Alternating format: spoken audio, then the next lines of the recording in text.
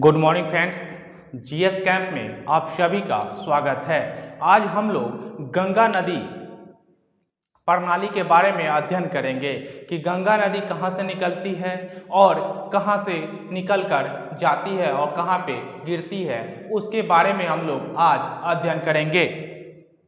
First of all देखते हैं कि गंगा नदी की जो लंबाई जो है ना, गंगा नदी की जो लंबाई है 25 आपको याद रखना है। गंगा नदी की लंबाई जो है 25 किलोमीटर, ये पॉइंट आपको याद रखना होगा। नेक्स्ट पॉइंट हम लोग देखते हैं कि गंगा नदी निकलती कहाँ से है। गंगा नदी जो निकलती है उत्तराखंड हिमालय के गंगोत्री ग्लेशियर के गोमुख से। ये पॉइंट आपको याद रखना है कि उत्तराखंड के हिमालय के गंगोत्री ग्लेशियर के गोमुख से 3900 मीटर की ऊंचाई से ये निकलती है। ये गंगा नदी जो निकलती है उत्तराखंड हिमालय के गंगोत्री ग्लेशियर गोमुख के 3900 मीटर के ऊंचाई से निकलती है। और जब ये निकलती है तो इसका नाम जो है ना भागीरथी होता है। इसका नाम क्या होता है? भागीरथी होता है। ये पॉइंट आपको याद रखना है कि उत्तराखंड के गंगोत्री ग्लेशियर से जब निकलती है तो इसका नाम भागीरथी होता है। हम लोग देखते हैं कि एक और नदी है अलकनंदा, जो संतोपत हिमनद से निकलती है। ये अलग नदी है अलकनंदा, जो संतोपत हिमनद से निकलती है। देखते हैं नेक्स्ट पॉइंट कि अलकनंदा और धौली गंगा जब मिलती है तो उसको विष्णु प्रयाग कहते हैं। विष्णु प्रयाग में कौन कौन नदी मिलती है? धौली गंगा और अलकनंदा। ये पॉइंट आपको याद रखना है। अलकनंदा जो है ना पिंडार नदी से जब मिलती है, अलकनंदा जब पिंडार नदी से मिलती है तो वहां पे उस जगह को कर्ण प्रयाग के नाम से हम लोग जानते हैं। और अलकनंदा नदी जो है ना मंदाकिनी से मिलती है तो उसको नंद प्रयाग के नाम से भी हम लोग जानते हैं। और अलकनंदा फिर मंदाकिनी से मिलती है तो उसे हम लोग रुद्र प्रयाग के नाम से जानते हैं। तो ये पॉइंट आपको याद रखना है। अक्सर एग्जामों में इससे क्वेश्चन 1-2 देखने को मिल ही जाता है। एक बार रिकॉल कर लेते हैं कि अलकनंदा जो है ना धौली गंगा से मिलेगा जिस जगह पे उसको क्या कहेंगे? विष्णु प्रयाग। अलकनंदा नदी जो है ना पिंडार नदी से मिलेगा उसको कहाँ क्या कहेंगे? कर्ण प्रयाग। अलकनंदा जो है मंदाकिनी से मिलेगा वहां नंद प्रयाग। अलकनंदा जो है मंदाकिनी से मिलेगा उसे रुद्र प्रयाग। आपको याद रखना है। और मंदाकिनी नदी के किनारे ही केदारनाथ का मंदिर है।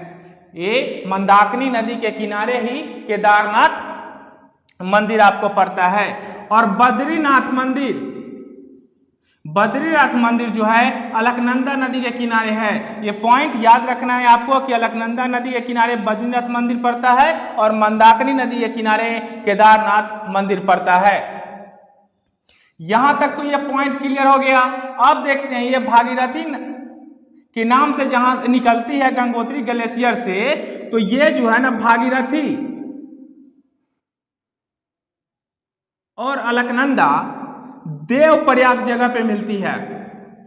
देवप्रयाग जहां पे मिलती है अलकनंदा और भागीरथी जहां पे मिलती है तो देवप्रयाग कहा जाता है। और देवप्रयाग के बाद ही गंगा नदी के नाम से ये आगे बढ़ती है गंगा। और गंगा आगे बढ़ती है ऋषिकेश में और ऋषिकेश के बाद हरिद्वार में जाती है और हरिद्वार में ही मैदानी भागों में ये प्रवेश करती है। ये पॉइंट आपको याद रखना होगा कि हरिद्वार में ही मैदानी भागों में ये प्रवेश करती है। और हरिद्वार में ही ऊपरी गंगा नहर है। ये भी पॉइंट आपको याद रखना है कि ऊपरी गंगा नहर जो है हरिद्वार में है। और हरिद्वार के बाद जो है ये बिजनौर में जाती है जहां पे मध्य गंगा नहर है। और बिजनौर के बाद नरौरा आती है, यहाँ पे निम्न गंगा नहर है। ये पॉइंट आपको याद रखना होगा दोस्तों।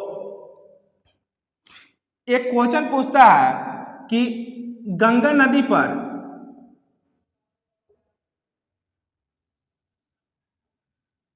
सबसे बड़ा नगर कौन है? तो कानपुर है। याद रखिएगा, गंगा नदी पर सबसे बड़ा बसा शहर कानपुर है। हम लोग अब यहां देखते हैं कि यह जो है ना 5 राज्यों से गुजरती है।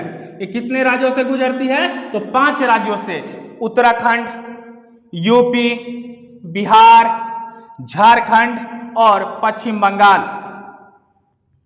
ये 2 देशों से गुजरती है, भारत और बांग्लादेश। इसके दाएं तट से इसमें कुछ नदी मिलती है और बाएं तट से भी कुछ नदी मिलती है। तो यहाँ पे हम लोग देखते हैं दाएं तट से मिलने वाली नदी कौन कौन है। तो फर्स्ट ऑफ ऑल यमुना याद रखिएगा।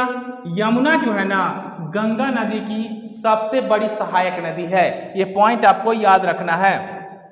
गंगा मिलता है, उसके बाद टोंस, सोन, हुगली, कर्मनासा, पुनपुन, क्यूल भी आता है।